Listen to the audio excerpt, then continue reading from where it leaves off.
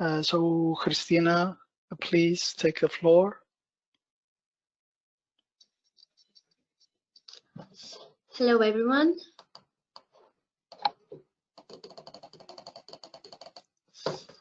This is Christina Papadimitriou. I'm with FOSS and the University of Cyprus, and I'm going to moderate this roundtable one. The main thematic of this roundtable is to discuss about the ways of collaboration with JRC and the Smart Specialisation Platform, and how these two could support the Green Deal vision. So the main objective of this roundtable is to reach a solid outcome on how this support could be made. Together with me, and I'm really happy to have them, is Mrs. Isabelle Seigneur and Mr. Fernando Merida-Martin, that will help us in our discussion.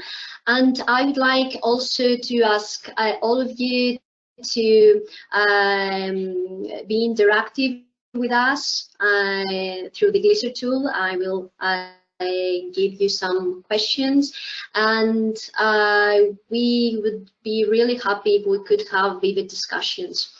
So let me, before we proceed with our questions in the next slide, let me just be reviewing about our invitees. Mrs. Seigneur is an environmental engineer. She has master studies in European studies, and she works since 2016 as a project officer in the Smart Specialisation Platform, focused in the fields of energy and industrial modernization. And Mr. Fernando Merida is graduated in Geography and History from Universidad de Madrid. He has postgraduate studies in the public policy Thematic, and he's also with JRC in Seville, focusing in the modernization thematic platforms and energy. So Isabelle and Fernando, please feel free to open your cameras and start our discussion.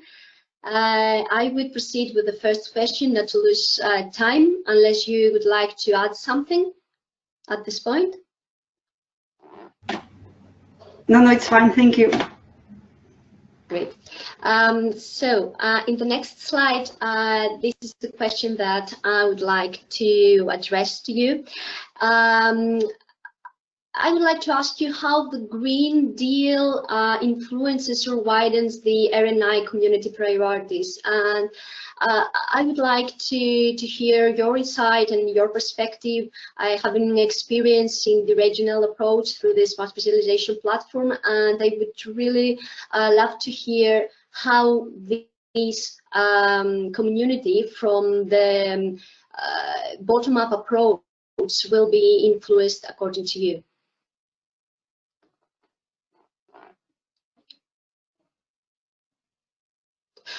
I know that you have prepared some slides on this, so please, Mohammed, if it's okay, you can share the slides. Oh yes, thank you, Christina, because I think that it may be useful to put a little bit into context the smart specialization approach, no? Yes, of course. Thank you very much. We'll try to be fast. Yes, I don't know how many of you already know or is very much aware about the smart specialization concept, but I think it's maybe good to give you some first insights about that. So maybe next slide, please, Mohammed.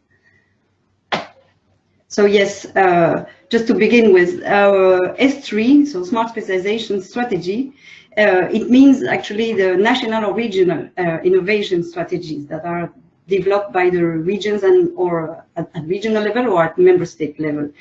S3 have been a legal precondition for claiming funding from the EU structural funds for research and innovation. So from 2014, regions have been asked to focus actually their funding resources on a limited set of priority domains.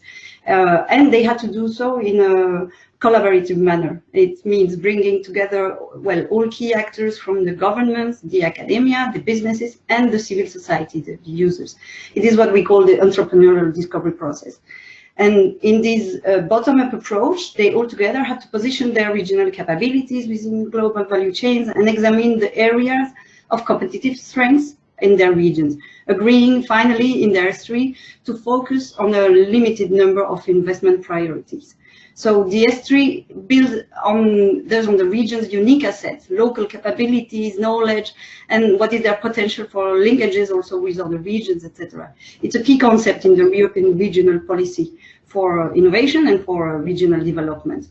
And the Smart Specialization Platform, it is actually us at JRC located in Seville and in the territorial development units.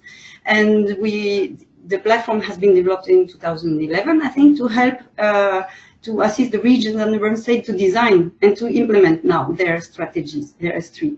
So as you can see on the slide, here is a list of examples of services that we provide from the platform. For example, the guidance materials and good practice examples, or data and tools, such as the digital innovation hub catalogs, for example. Also, we organize sessions for policymakers, peer reviews, trainings, and everything for mutual learning. Also about transnational cooperation, I'll go back to that later, and analysis also and policy advices. So that's mainly the platform work. Next slide, please.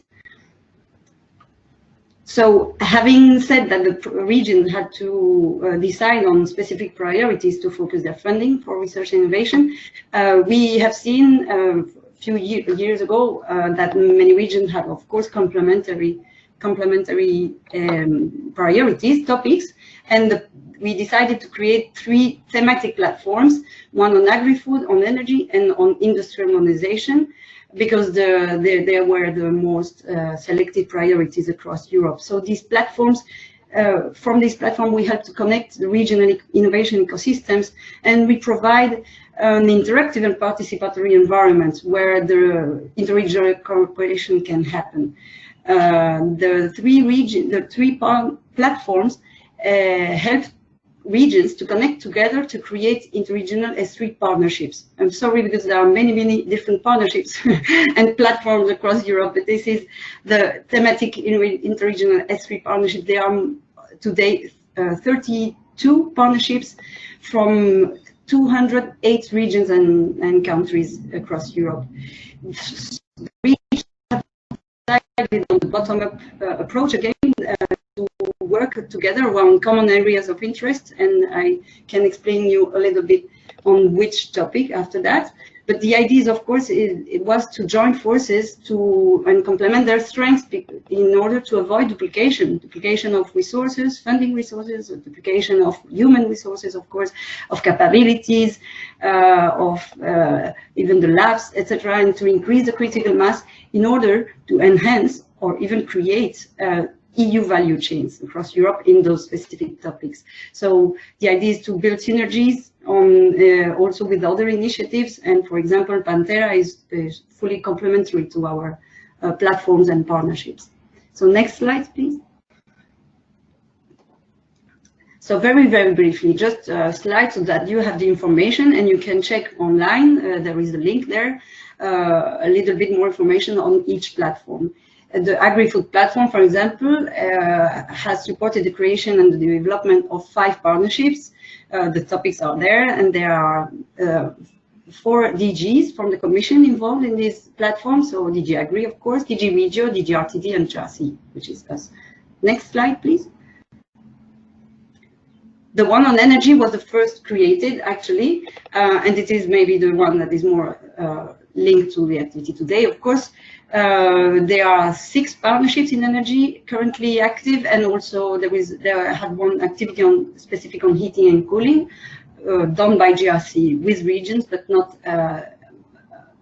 deployed, I would say, as a partnership. But almost 90 regions, we say administrative units, are working, because it can be regions, countries, or even cities, and almost 30 different countries. And the objective was, as I said, also not only to join forces to build together projects and create maybe filling in the gaps in the EU value chains and building projects, but also as easy as it is to say that we were trying to support the implementation of the S3 in these regions. So it's not only about the partnerships development, but also on individual basis to help the regions to implement their S3 in energy. The DGs involved are, of course, Regio and JRC. And the next slide.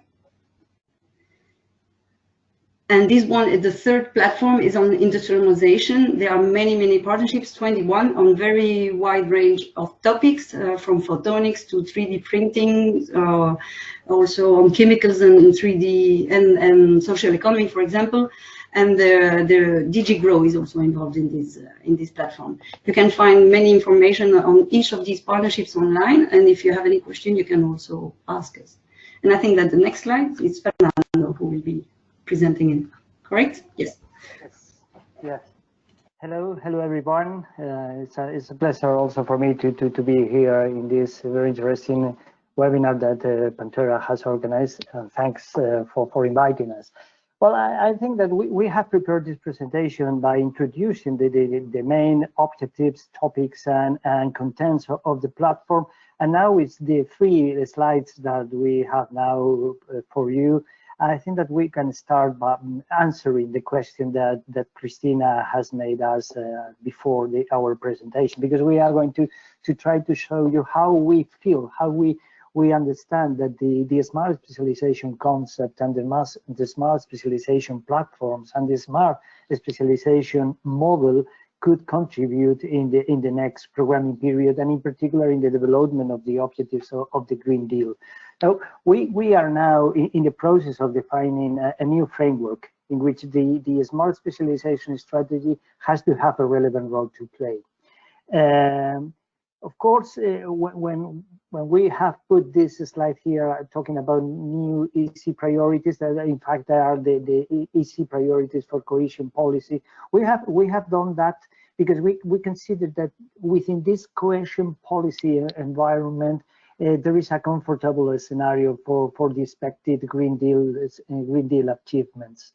In fact, to pursue a smarter Europe through innovation is not a new concept. It's something that has been there in the European portfolio for years. But the difference is that now it is connected with this sustainability component, also associated with the digitalization, the education, and the local dimension aspects. So this complex environment that now we are facing could be better deployed with the additional development of current existing tools or methods that has been around or inserted in the smart specialization concept. For instance, the entrepreneurial discovery process as the process where the stakeholders are allowed to participate in an active way in the analysis of what are the situation in a given country and defining the priorities that could be the better ones for the development of this territory. Also, we not only within the smart specialization concept, but in general in the development of innovation policies,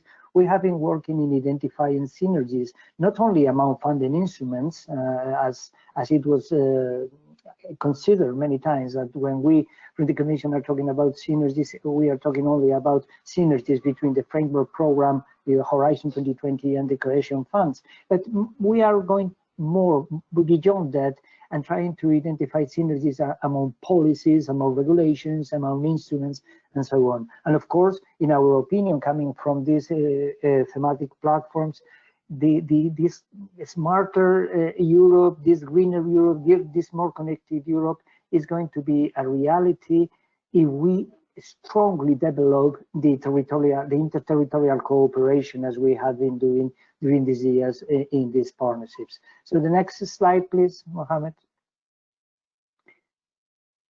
This is a very graphic view of what Green Deal is talking about and is willing to work in, as all of you are very aware. For us, we consider that the Green Deal integrates in one unique setup several topics that, again, we have been working with them for many years. But in some cases, we have been working in an isolation mode. This Green Deal is trying to integrate, for instance, the climate vision with the clean energies, with the smart mobility. It's a component of coordinating among circular economy, agricultural policy, preservation of biodiversity, and everything having on the top this sustainable conception as a crucial element for making the European Union a global leader in the world. But this, again, with an additional component that is a very differential element, that is this component of leaving no one behind, with the definition of new instruments, the just transition funds, and so on. So if we can go to the next one, please, Mohammed. Having this in mind, what has the smart specialization model has been developing during these years? What is the new paradigm that is expecting us in the very close future? All of these things that our colleague from before has been talking about, the recovery and so on, we consider that the smart specialization concept is an essential part. Also, now it is already considered an essential part of the good multi-governance, multi-level governance in the European Union policy. It's important how the concept of smart specialization is evolving from the one that we have 7 years ago, when it was more basic, fundamentally in the bottom-up approach. But now we are trying to get an additional directionality with the top-down vision in order to try to get a more coherent model, but with a very strong focus in place-based innovation-driven policy, as the territories has a very important relevant play a very relevant role to play in the definition of the policies in this large framework and this new paradigm that is also combined with this mission-oriented policy that we have been listening for a while. In our view, this kind of reinforces smart specialization concept could be a very important, relevant tool as a coordination element between the different policies, a coordination element or coordination model that could dynamize the activities that could be developed under the Green Deal, and that could lead to the achievement of many of these objectives. And I think that the presentation is over now. I think that probably we have covered a little bit your first question, Christina, but we can talk a little bit more. Yes, absolutely.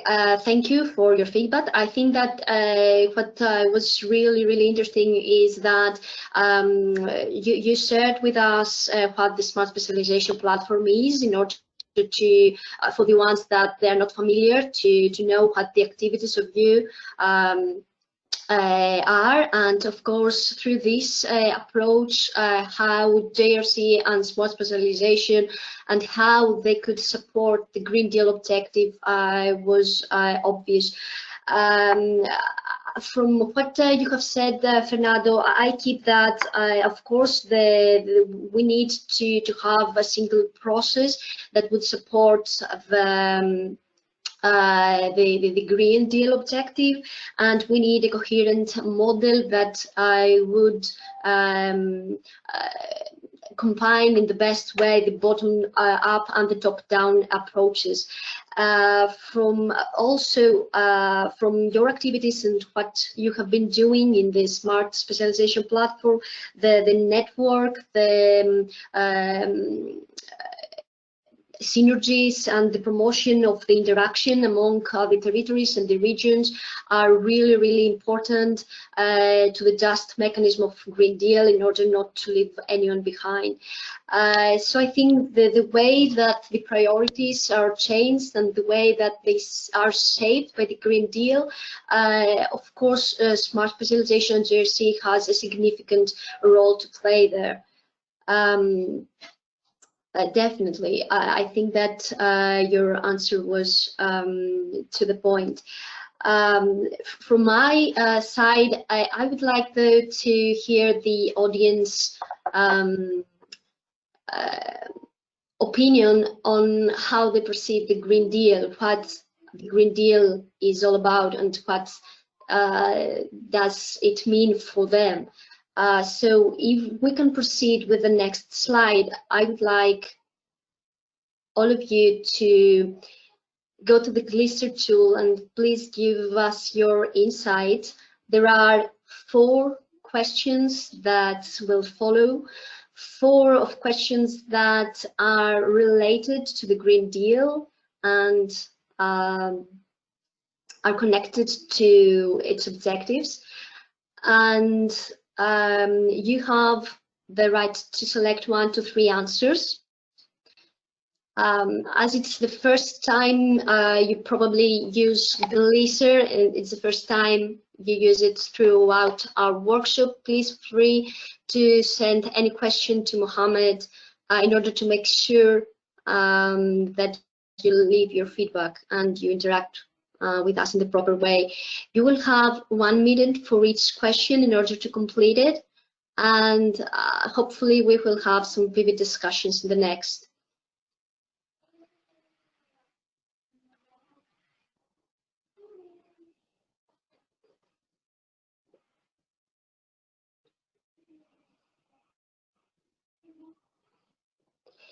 I would like to ask you, Mohammed, as soon as the 1 minute expires, could you please share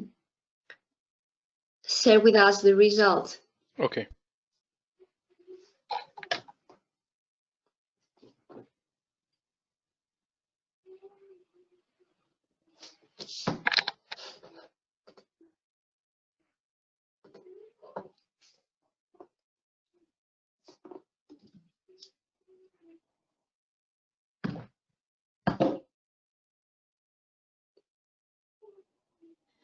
So I guess 1 minute passed, so we'll present the results. Great. Okay, so let's go through this feedback of yours and see that the majority of you have voted that clean, reliable, and affordable energy is actually the meaning of Green Deal to you.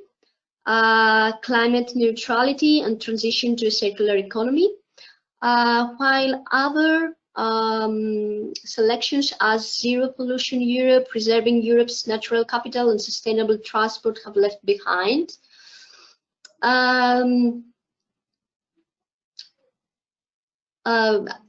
Okay, I think that it's what is expected. I think that it's in line with what Green Deals provides for, the clean, reliable, affordable energy. Of course, this is not only the objective of the Green Deal, but I guess we can see the result collectively in the next, as all these 3 questions that will follow are intertwined together. So maybe we can proceed to the next question.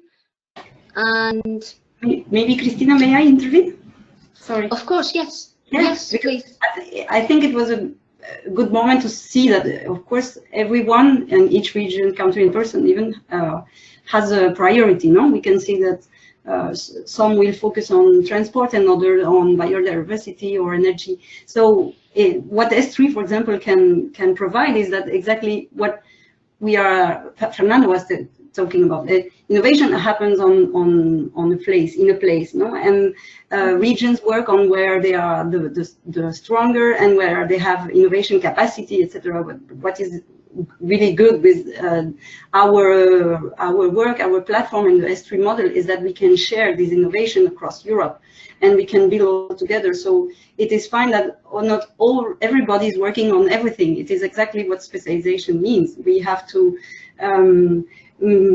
All places can benefit from the work done by others in innovation, and from this to work towards this ecological and digital transition that are within the Green Deal, and so I think it is exactly what it represents more or less what we wanted to to tell you before that altogether, we with the local capabilities, we can work on the global objectives of the EU.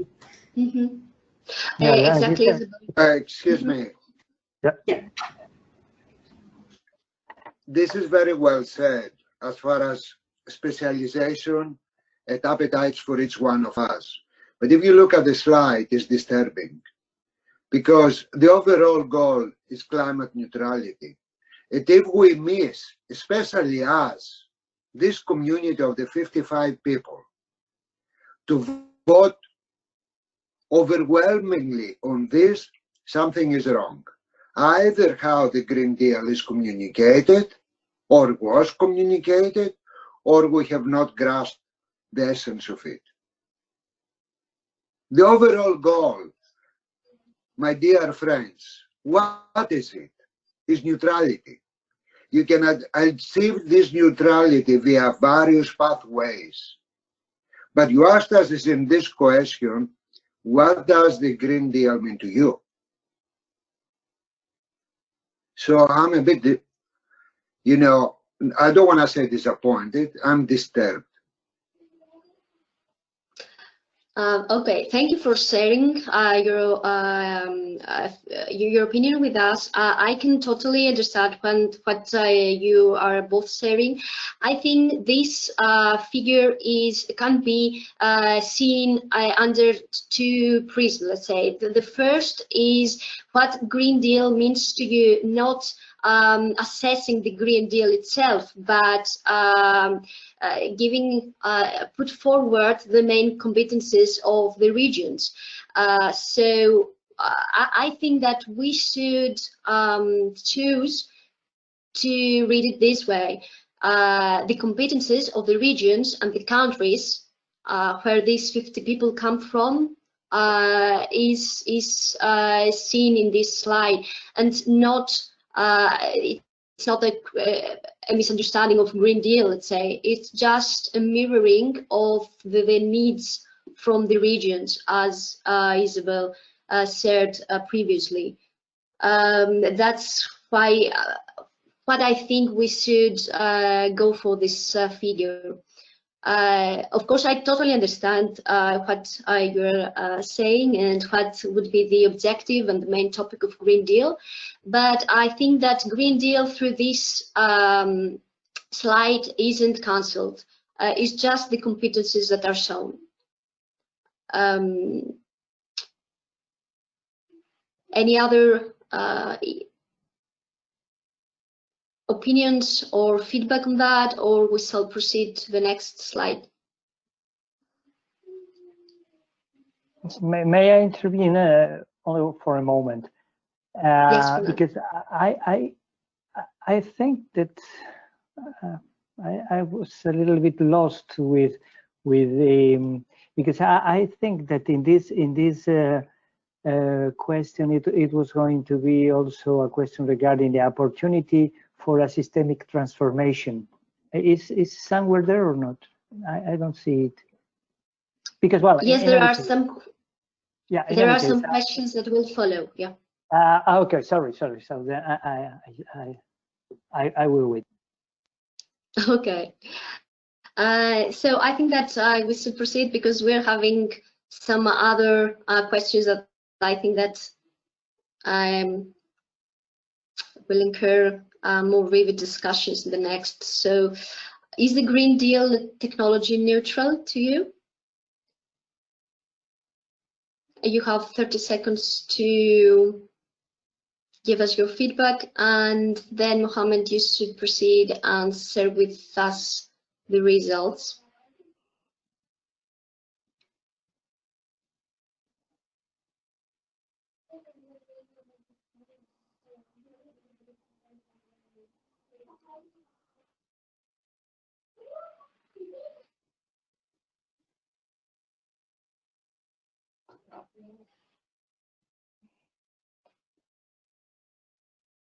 So the 30 minutes passed, so I will present results now. Okay. Okay. This I think that it will turn on some really interesting discussions, because Green Deal's objective is to keep it neutral as far as the technology is concerned. So I would like to ask the ones that has actually voted for no, what would be the main argument of Green Deal not being technology neutral? Please feel free to raise your hands and interact with us.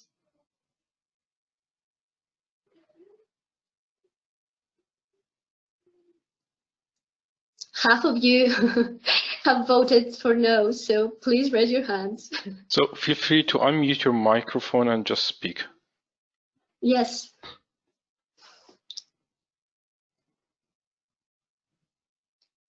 Even ones that you have voted for yes.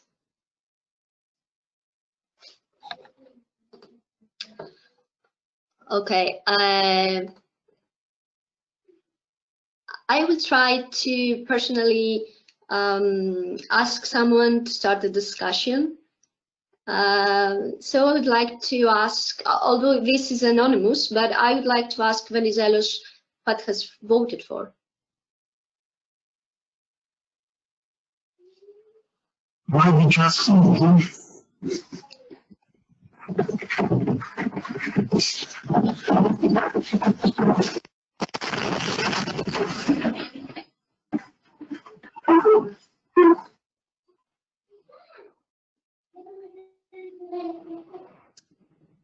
Venizelos, we cannot hear you.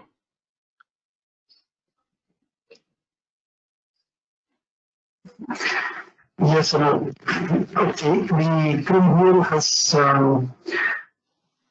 already started to be technology neutral. In other words, support the process that we would like to go for climate neutrality in the best possible way, the most economical way. I think here what Sam said before is of critical importance in this process. We know that every region, every country, every person contributing to this is aiming and is trying to achieve through this Green Deal a lot, and is expecting a lot.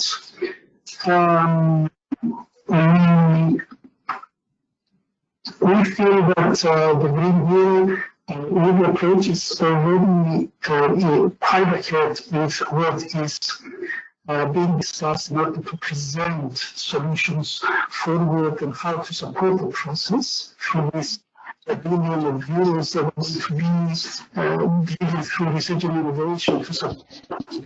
Venizelos, I'm sorry to interrupt you, but the sound quality is not quite good, and we could hardly hear you or understand you. Sorry, I will try again. Okay. I think we can proceed with the next question because it's linked with this one, and I think as soon as Venizelos restores his connection, maybe he could take the floor and answer. So one of the mechanism, the just mechanism of Green Deal is claiming that we are planning not to leave no one behind. So from what you have understood, you have read, is the Green Deal leaving no one behind? Is it a yes or no? So you again have 13 seconds to answer.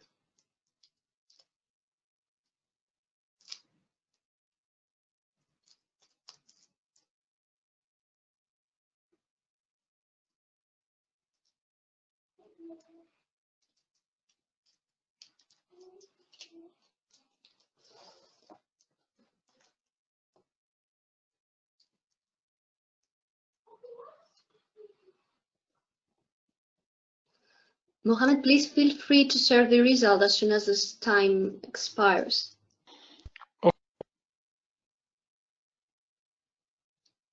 Now sharing the results. So the blue is say yes, and Red one is a no. Okay, so I think that these answers mirroring a situation that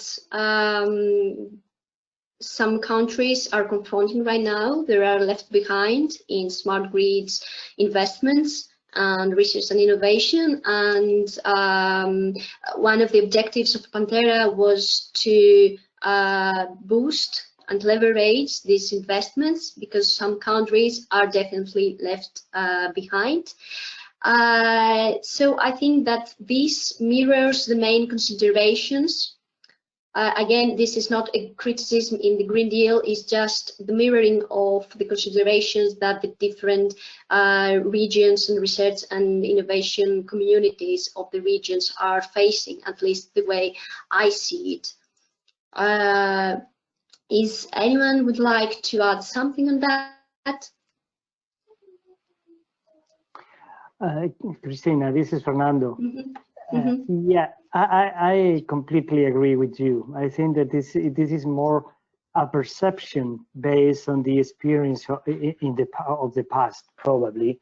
Exactly. Because, well, you know, if we are honest and we consider what was said by us, by the Commission at the beginning of this programming period, the smart specialization strategies, in fact, it was an instrument that it was conceived in trying to reduce the disparities, the differences between the more advanced and the less advanced regions, and the result has not, well, let's say, some of these objectives has not been achieved.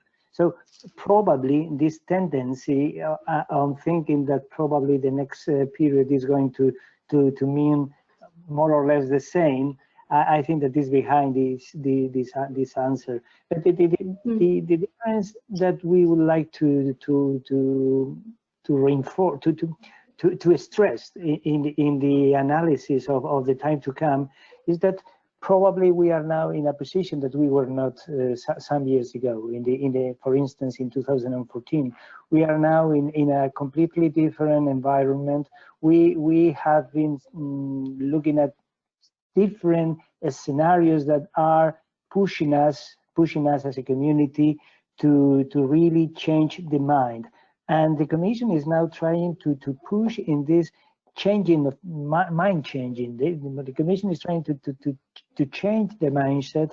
Is trying to push in the creation and of a new paradigm, in the push in place of a real elements for transformation of the economies.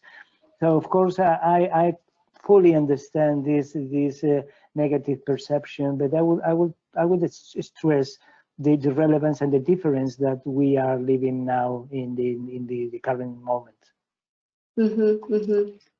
Yes, you're totally right. Yeah, to complement what Fernando was saying, the Green Deal and finally to fulfill the objectives of the Green Deal, regions will work, local actors will be working, and it is true that we have to, there is a clear need to work closely with those regions that have very much difficulty to absorb, for example, also the funds that are available to them. And the cohesion policy, there is more funding available for those regions, but finally, because of governance issues or absorptive capacity, lack of capacity, there is a bottleneck there, making it very difficult to have a real impact on the ground. Now, the objectives are very ambitious, and there is no time to wait for much more. So we have today to help those regions to absorb the existing funds. And for example, we think that interregional cooperation can help for that, because they can learn from others, and they have to.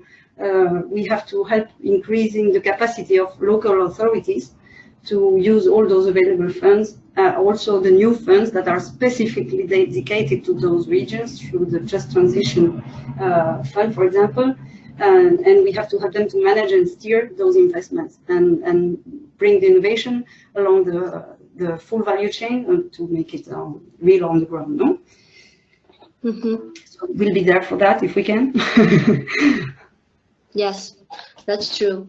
Thank you for your feedback. I'm totally aligned with what was said. And I would like to proceed with the next question as we're running out of time. How relevant are the actions taken through the Green Deal to the priorities of your region? And this is another question that is addressed to our audience. So select 1 to 3 answers.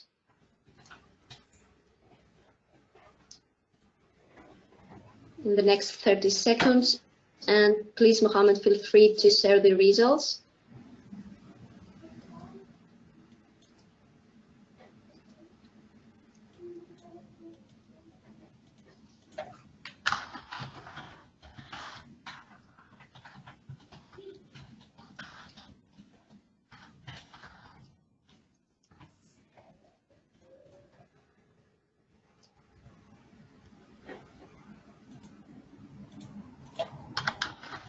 So can we see the results?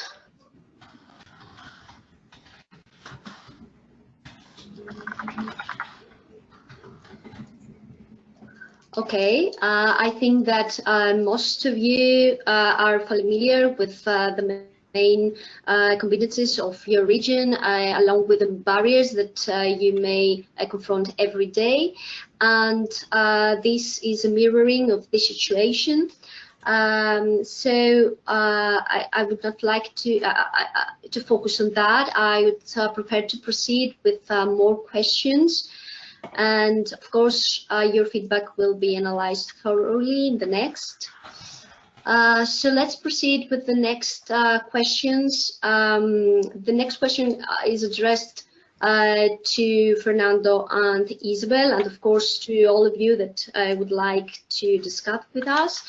And again, after identifying the needs of the RNI community, as Fernando and Isabelle has presented, and Mr. Preves through their presentation, what are the needs to be addressed from the JRC perspective and the regional activities?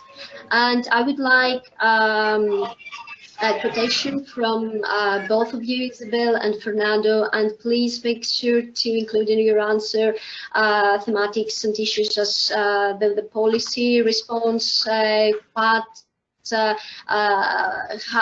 is the support that you could give to the just transition mechanism in order not to leave anyone behind, how the different regional and territorial plans would be saved, and of course the social dimension and how we put the active citizenship in the middle of all this.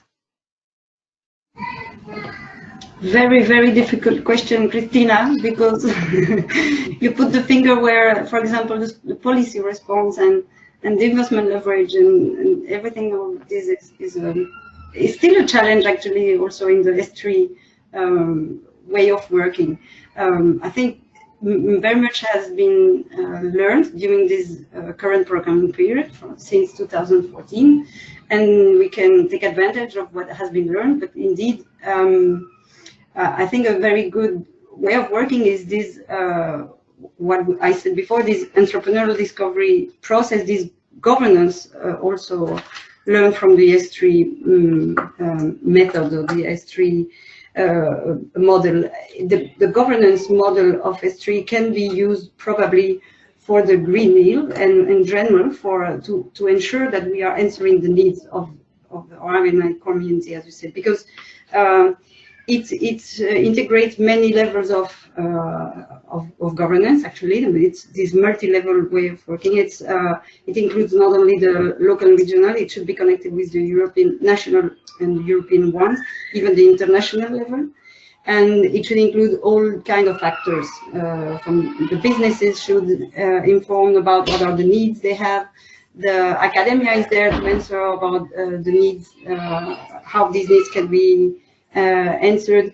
The civil society is there, and when everyone is involved in the design of this vision, of the strategy, of the list of needs and how to tackle them, then they feel that the policy response will be much stronger. The policy, if the vision is designed with all those actors together from the very beginning, then the implementation and the territorial and regional plans, as you said, are supported already by all. And the social dimension is also integrated from the beginning if we succeed in integrating the users and the civil society from the beginning. But it is one of the most difficult side from the one of the most big challenges of the S3. I don't know, Fernando, I think you can complete. I have more ideas now. Yeah, I think that this, when we talk about the result of smart specialization, we tend to be, at least some of the colleagues that are working in the JRC tend to be a little bit pragmatic, let's say, no? There are plenty of opinions all over Europe. There are regions that has faced these smart specialization strategies as a nightmare, that it was impossible for them to develop even the first of the elements, that was the stakeholder engagement. And then you have other regions in Europe that for them the process has been very easy to make, because they were already in processes similar to the smart specialization strategies. And then you can see here this kind of disparities between the European regions. Those European regions that are more advanced are able to involve stakeholders, are able to get political commitment to develop strategies, are able to invite and to involve the society in the definition of the policies. For the regions that has more problems because their own innovation ecosystems are weaker, for them is quite more difficult. But the thing that we believe that happened now is that we have already seen a lot of these problems. We have faced a lot of these bottlenecks. We are again, as I said before, as a community, not we in the European Commission, but we in the European Commission, and in the European Commission, we at the JRC, our colleagues from DG Regio, our colleagues from DG Research, our colleagues from DG Ener or DG Grow, are more aware about what is the meaning of this governance model, what is the complexities of the governance model. And the community is also the regions, the member states, that has faced what are the problems when they have been trying to do these things during this year. So I think that we are more, we are able now to identify what could be the regulatory changes that are needed to implement the programs that are going to be aligned with these strategies. We are going to be able to improve a lot the interregional cooperation. That is not only a question of putting in place a specific pilot action, it is a question of cooperation in understanding the complexities, in helping to one to each other, in solving the problems, in taking advantage of initiatives like Pantera, for instance, that is trying to act as a platform that covers the necessities of plenty of different regions in Europe that are sharing. So my understanding of the smart specialization strategies is that we have advanced a lot, that we are able now to think that we have a strong model to governance, for governance this environment. And of course, for instance, the last question, how to integrate the social dimension in these plans. I think that it's important to have in mind that we are also now considering the concept of responsible research and innovation as one element that has to be there. The possibility to go beyond the invitation to the society to participate in something, for an invitation to be active in the definition, in the identification of the problems, and in the definition of the solutions, and of course in the evaluation of the solutions. So I think that we are now in this stronger position compared with the one that we have 7 years ago. Yeah. Yes, Fernando and Isabelle, I agree with you, and thank you for sharing your insight. I think that JRC and the RIS3 has a lot to offer to the Green Deal. Having said that, there is already the mechanism there is already the experience that you have and the activities that you are running, and I think that this can be a good support and complementary activities to the Green Deal. We have only 5 minutes left, so I would like to proceed with the Glisser questions in order to have also the feedback from the audience. So please, Mohammed, can you go through the Glisser? The next question, I think, is about which of the following strengths had a major impact related to the Green Deal. Actually, the question is to identify from your experience the main strengths and the main weaknesses in the next question regarding the Green Deal approach. So please have 1 minute to take the question and go through the different selections.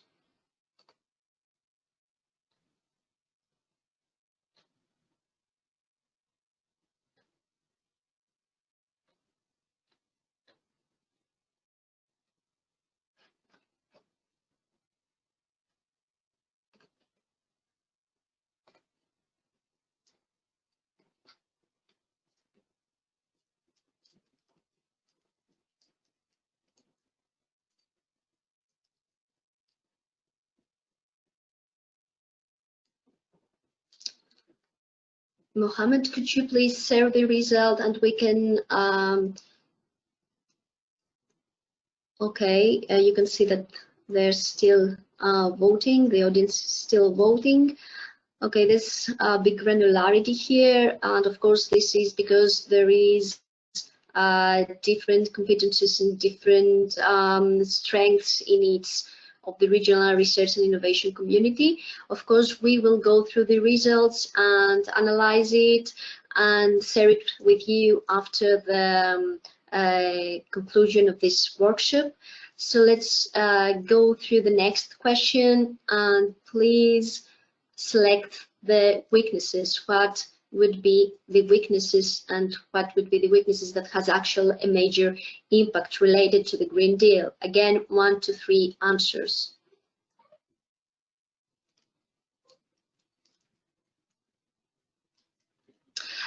This question is quite important because through the strengths and weaknesses, one could redesign a coherent process and a coherent approach, as the one that Fernando and Isabelle of JRC has proposed in the first part of this session.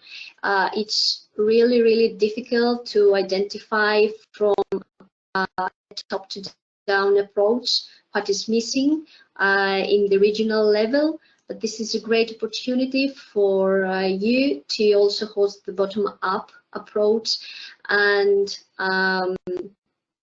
take the main consideration of yours and what would be the main strengths of your regions. So let's see the results.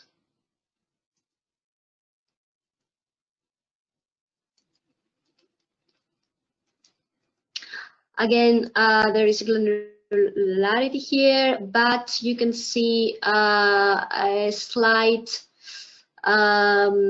bigger result, bigger rating in insufficient political cohesion. What's that?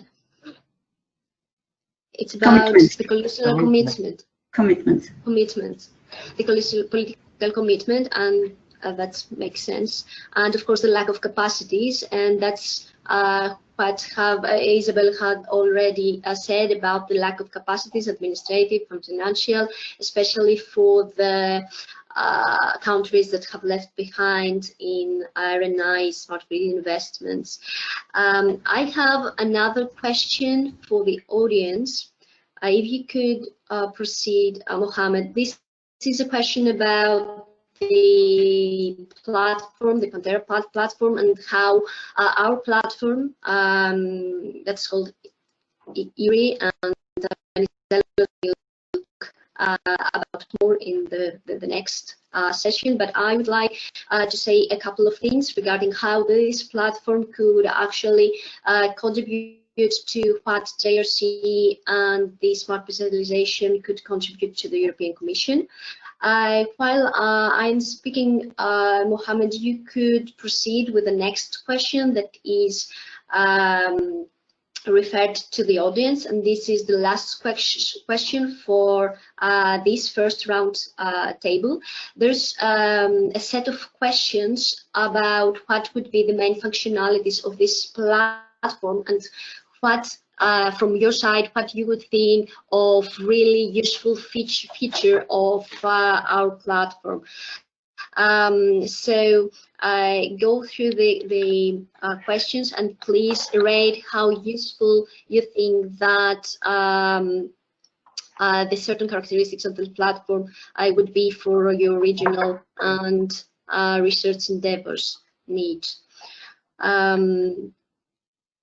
So while the audience is voting the last question, I would like to say some things about the platform that could be facilitating the whole process and boost the Green Deal participation from all countries, and at the same time wrap up this roundtable, and at the end ask for a conclusion remark from Isabelle and Fernando. The main characteristics of the platform, having said all the main contributions that JRC and Smart Specialization could offer to the Green Deal, is that it could support the coherent model of approach for the RNI community. It could boost networking, facilitate the different interactions between different types of stakeholders, and at the same time, in a word, facilitate the RNI community access to knowledge, data, and information. So from my side, I would like also to ask Isabelle and Fernando to make a short statement before we conclude. Okay, maybe we can try to answer the questions that are in the glisser. Great, that would be more efficient, I think. Because I have two questions. First, it's more a remark. It is said it is not only about funding, but also about the governance deficiencies that exist in some countries, for example, in Bulgaria, and the Green Deal doesn't have instruments to avoid this. So I think it is true. We have been speaking about governance here a lot, and I think that it is what the Green Deal maybe is a little bit missing, a governance model. And that is why we think that from the regional perspective, we can offer the S3 governance scheme as a tool for this Green Deal and for the new European transition, the twin transition, green and digital. As we said, that it is one of the tools that can help to make really the difference, no? Green Deal at the regional and local level.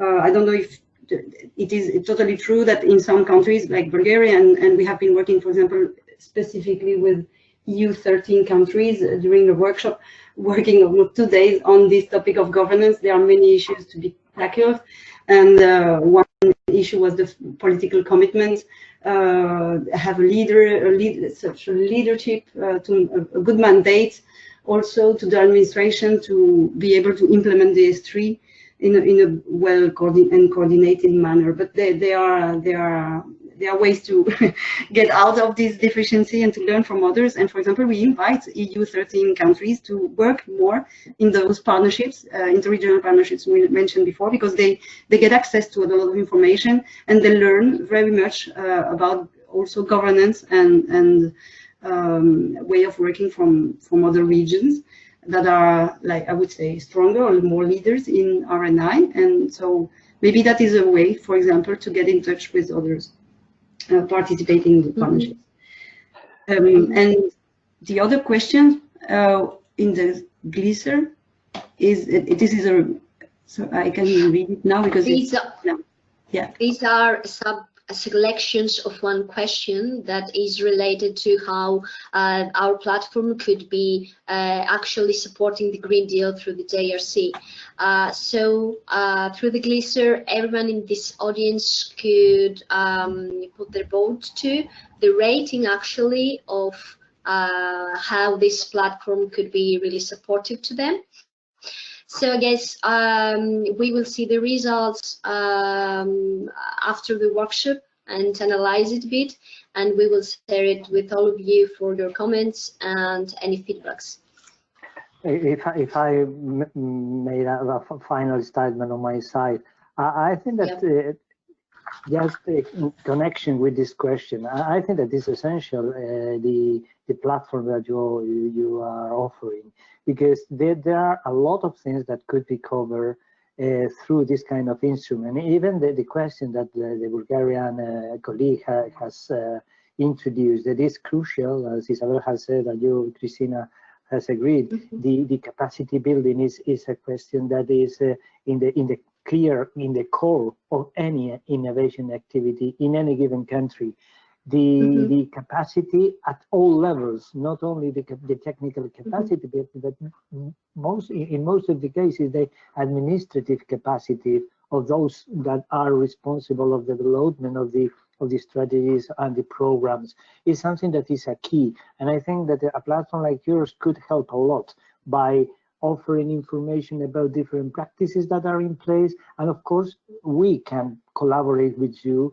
We, as Isabelle has mentioned, we organized almost a year ago, a workshop in trying to understand, because we don't know the answers. We don't know at the JRC what are the answers to the problems regarding most of the things that are happening in many less developed countries or regions.